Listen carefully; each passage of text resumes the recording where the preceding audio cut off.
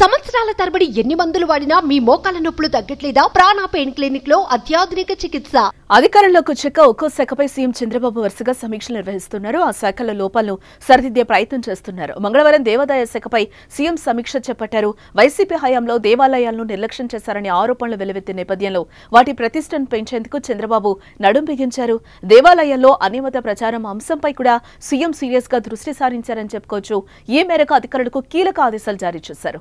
అలాగే దేవాలయాల్లోని అర్చకులకు శుభవార్త చెప్పారు ఆయన.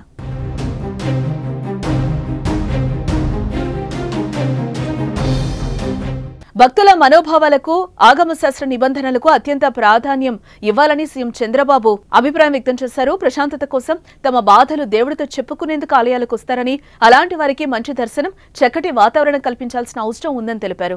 ఏ కుటుంబమైనా పుణ్యక్షేత్రానికి వస్తే 1-2 రోజులు అక్కడ ఉండే వాతావరణం కల్పించాలని అన్నారు. ఇకపై ఎక్కడా బలవంతపు మత మార్పిడులు ఉండకూడదని, ఆ దిశగా దేవాదాయ శాఖ కార్యక్రమాలు అమలు చేయాలని ఆలయ అధికారులకు సూచనలు చేశారు.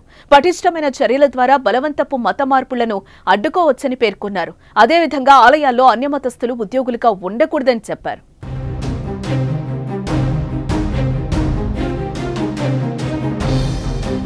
దేవాలయాల్లోని అర్చకులకు ఇకపై 15,000 రూపాయలు ఇవ్వాలని, ధూపదీప నైవేద్యాలకు ఇస్తున్న 5,000 రూపాయలను 10,000కు పెంచాలని సీఎం చంద్రబాబు నాయుడు నిర్ణయించారు.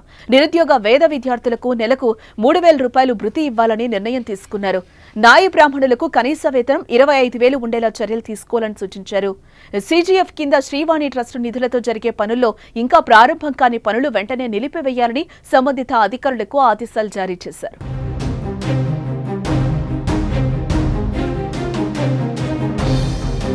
దేవాదాయ శాఖ ఆస్తుల పరిరక్షణ కోసం ప్రత్యేక కమిటీలు ఏర్పాటు చేయాలని సూచించారు. ప్రసాదంలో నాణ్యత ఉండాలని, దేవాలయాల పరిసర ప్రాంతాల్లో ప్రశాంత వాతావరణం కనిపించేలా చర్యలు చేపట్టాలని, పరిశుభ్రత ప్రాధాన్యత ఇవ్వాలని సంబంధిత అధికారులకు ఆదేశాలు జారీ చేశారు. సింహాచలం, పంచగ్రామాల సమస్యలకు శాశ్వత పరిష్కారం కోసం చర్యలు తీసుకోవాలని తెలిపారు.